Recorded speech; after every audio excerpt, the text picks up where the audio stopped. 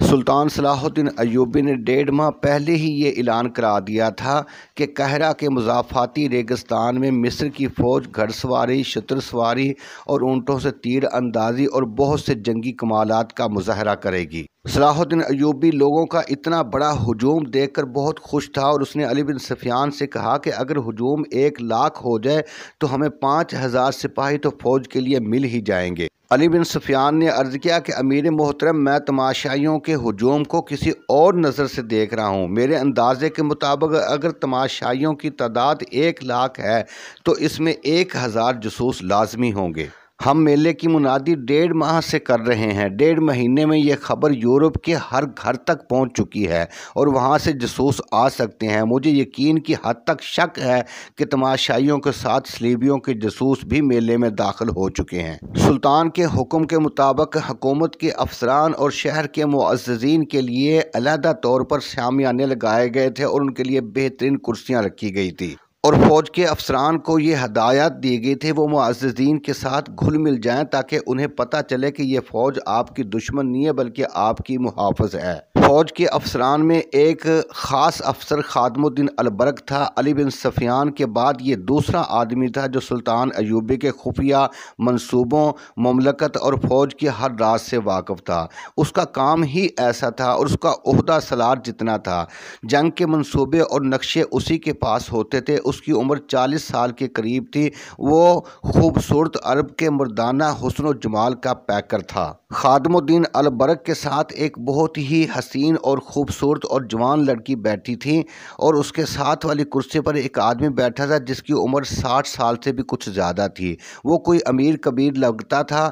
अलबरक कई बार उस लड़की की तरफ देख चुका था। एक बार लड़की ने भी उसे देखा तो मुस्कुरा दी, फिर उसने बूढ़े की तरफ देखा तो उसकी मुस्कुराहट गायब हो गई। अलबरक ने अपने पास बैठी हुई लड़की को एक बार फिर देखा। अब के लड़की ने उसे आंखों में आंखें डालकर देखा। उसकी आंखों में ऐसा जादू था कि अलबरक ने अपने आप में बिजली का सा झटका महसूस किया। लड़की को होंठों पर शर्म और हया का तबस्सुम आ गया। उसने अपने पास बैठे हुए बूढ़े को देखा तो उसका तबस्सुम नफ़रत में बदल गया। अलबरक की एक बीवी थी जिसमें से उसके 4 बच्चे थे। वो शायद उस बीवी को भूल गया था। वो लड़की के इस कदर करीब बैठा था कि लड़की का उठा हुआ रेशमी नकाब हवा से उड़कर कई बार अलबरक के सीने से लगा। अलबरक तमाशाइयों को शोर गुल और सवारों के कमालात से नजरें फेरे हुए लड़की को देख रहा था। लड़की उसकी तरफ देखती और ज़रा सा मुस्कुरा कर बूढ़े को देखने लगती। बूढ़ा उठकर जाने क्यों चला गया। लड़की उसे जाता देखती रही। अलबरक को मालूम था कि लड़की बूढ़े के साथ आई है। उसने लड़की से पूछा, तुम्हारे वालिद कहाँ चले गए हैं? ये मेरा बाप नहीं, लड़की ने जवाब दिया, मेरा खामद है। खामद? अलबरक ने हैरत से पूछा, क्या ये शादी तुम्हारे वालिदैन ने कराई है? इसने मुझे ख़रीदा है, लड़की ने उदास लहजे में कहा। वो कहाँ गया है? अलबरक ने पूछा। नाराज़ होकर चला गया है, लड़की ने जवाब दिया। उसे शक हो गया है कि मैं आपको दिलचस्पी से देखती हूँ। क्या तुम वाकई मुझे दिलचस्पी से देखती हो? अलबरक ने रोमानवी अंदाज से पूछा। लड़की के होंठों पर शर्मीली सी मुस्कुराहट आ गई। धीमी सी आवाज़ में बोली, मैं इस बूढ़े से तंग आ गई हूँ। अगर किसी ने मुझे इससे निजात ना दिलाई तो मैं खुदकशी कर लूँगी। ख़ादमुद्दीन अलबरक, जो कि सुल्तान अय्यूबी की जंगी मशावरती महकमे का सरबराह और राजदान था, अलबरक ने अपने रुतबे को फरामोश कर दिया। इश्कबाज नौजवान की तरह उसने मुलाकात की वो जगह बतानी शुरू कर दी जहां आवारा आदमियों के सिवा कोई नहीं जाता था। इन जगहों में एक जगह लड़की को पसंद आ गई। ये शहर से बाहर कदीम ज़माने का एक खंडर था। अलबरक ने लड़की से ये वादा भी किया कि वो इसे बूढ़े आदमी से आज़ाद कराने की कोशिश करेगा। तीसरी रात अलबरक घर से निकला। वो हाकिमों की शान से घर से निकला करता था, मगर इस रात वो चोरों की तरह बाहर निकला। इधर उधर देखा और एक तरफ चल पड़ा। काहिरा पर सकूत तारी था। 2 दिन हो गए थे, फौजी मेले ख़त्म हो चुके। अलबरक शहर से निकला और उसने खंडर का रुख किया। जब वो खंडर में पहुंचा तो अचानक उसे आवाज़ सुनाई दी, आप आ गए हैं। उसे आसफ़ा की आवाज़ आई। लड़की ने अपना नाम मेले में बता दिया था कि उसका नाम आसफ़ा है। वो बरामदे में से दौड़ती हुई आई और अलबरक के साथ चिपक गई। कहने लगी कि मैं आपकी खातिर जान को ख़तरे में डालकर आई हूँ, मुझे जल्दी वापस जाना है। बूढ़े को शराब में नींद का सुफूफ पिलाकर आई हूँ, वो जाग ना उठे। क्या तुम उसे शराब में जहर नहीं पिला सकती? अलबरक ने रोमानवी अंदाज में कहा। मैंने कभी कत्ल नहीं किया, आसफा ने कहा। मैंने तो कभी ये भी नहीं सोचा था कि इस तरह किसी गैर मर्द से मिलने इस रौने खंडर में आऊँगी। अचानक उनके पीछे बरामदा रोशन हो गया। जिस कमरे से अलबरक गुजर कर गया था उसमें से 2 मशालें निकली। अलबरक ने आसफा को अपने पीछे कर लिया। उसके हाथ में खंजर था। क्या ये खंडर में रहने वाली बदरूहें थी या लड़की के ताक़ुब में उसका खामद आ गया था? अलबरक अभी सोच ही रहा था कि एक आवाज़ गरजी, दोनों को कत्ल कर दो। मशालें करीब आईं तो उनके नाचते शोलों में अलबरक और आसफा को 4 आदमी नजर आए। एक के हाथ में बर्छी और 3 के पास तलवारें थीं। उन्होंने मशालें ज़मीन में गाड़ दी। खंडर का सहन रोशन हो गया। चारों आदमी अलबरक के गिर्द भूखे भेड़ियों की तरह आहिस्ता आहिस्ता चक्कर में चलने लगे। आसफा उसके पीछे थी। बरामदे में से एक और आवाज़ आई, मिल गए, जिंदा न छोड़ना। ये लड़की के बूढ़े खामद की आवाज़ थी। आसफा अलबरक के अकब से आगे आ गई। उसने हकारत और गुस्से से बूढ़े से कहा, आगे आओ और मुझे कत्ल कर दो। मैं तुम पर लानत भेजती हूँ। मैं अपनी मर्जी से यहाँ आई हूँ। चारों मुसल्ला आदमी उनके गिर्द खड़े थे। बर्छी वाले ने बर्छी की नोक उसके पहलू में चुभोकर कहा कि मरने से पहले बर्छी की नोक देख लो, लेकिन तुमसे पहले ये शख्स तड़प तड़प कर तुम्हारे सामने मरेगा जिसकी खातिर तुम यहाँ आई हो। आसफा ने झपटा मारकर बर्छी पकड़ ली और झटका देकर बर्छी छीन ली। आसफा बरक से अलग हो गई और ललकार कर कहा, आओ आगे आओ, मैं देखती हूँ तुम मुझसे पहले इस आदमी को किस तरह कत्ल करती हो।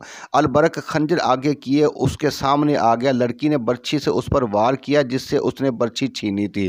वो आदमी पीछे को भागा। उसके साथियों ने अलबरक पर हमला करने की बजाय सिर्फ पैंतरे बदले।